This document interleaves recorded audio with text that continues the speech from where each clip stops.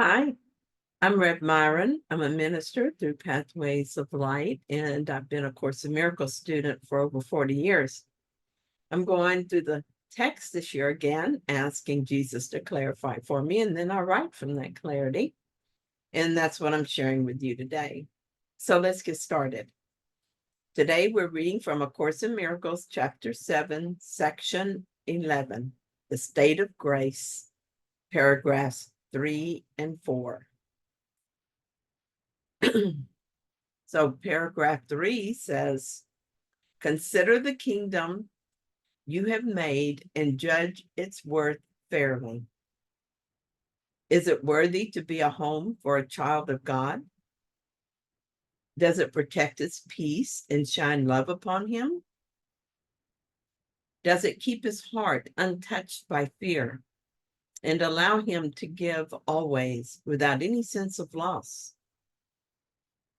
Does it teach him that his giving is his joy and that God himself thanks him for his giving?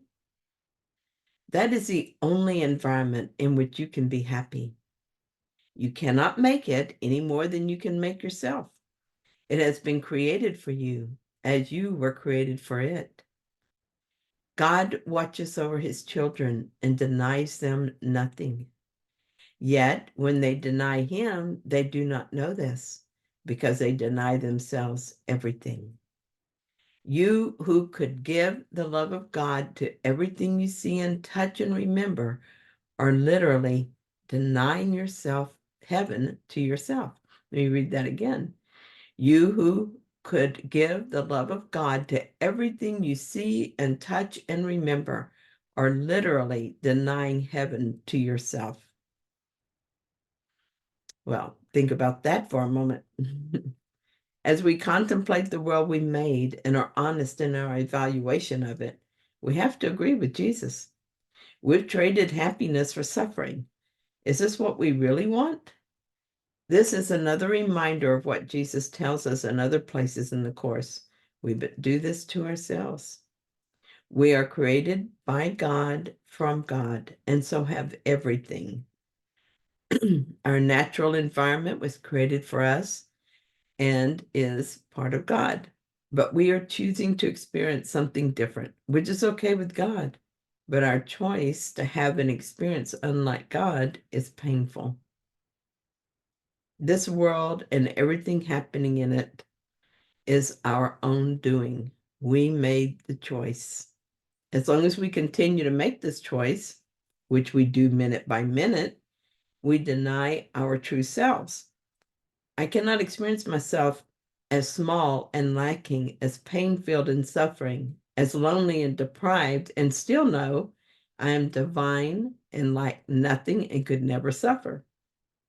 The moment my full memory of the kingdom returns, the story of time and space disappears. There are only two environments from which to choose. There is heaven and there is here. They are diametrically opposed and cannot exist even in our mind in the same instant. How extremely odd it is that we must be coaxed back into heaven. We are being offered the opportunity to come out of our present state of amnesia and remember who we are and what we are and where we are. This is not being done against our will. We want this. Paragraph 4 says, I call upon you to remember that I have chosen you to teach the kingdom to the kingdom. There are no exceptions to this lesson because the lack of exceptions is the lesson. Every son who returns to the kingdom with this lesson in his heart has healed the sonship and given thanks to God. Everyone who learns this lesson has become the perfect teacher because he's learned it of the Holy Spirit. As I read this, my heart swells and tears come to my eyes. I and you have been chosen to teach the kingdom of heaven. We didn't wind up here by accident. We didn't just happen to study the course. Life is not random. We are not purposeless. Somehow, this is very important to me, and I'm deeply touched by it. The ego is lying when it says that I'm both arrogant and wrong when I think I am a teacher of God. What I think is key is the last sentence, the next sentence.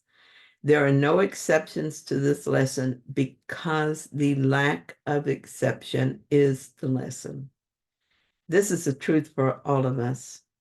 This is our sole purpose right now. We are to give over to the Holy Spirit all the darkness in our minds. As this is done, we will light the world with truth and bring everyone to the kingdom. We may be given words to say and things to do, but the healing of our minds is a true lesson we share with all our brothers, along with the recognition that they too are holy. All of us, no exceptions. It is a glorious profession and beautiful to think of and to contemplate. At first, however, it seems like the actual process of allowing the light to shine is difficult and tedious and not a little daunting. But as more and more darkness is removed from the mind, even the day-to-day work of watching the mind and choosing to release the ego beliefs becomes a real delight. Not even the temporary lapses into ego can dim the joy of this work. I know what it is that swells my heart as I read this paragraph. It's gratitude. Well, thank you so much for joining me today in this reading. I hope that you found it helpful. If you did, then please like it. And if you haven't yet, please subscribe. And I'll be back soon with another reading. See you then.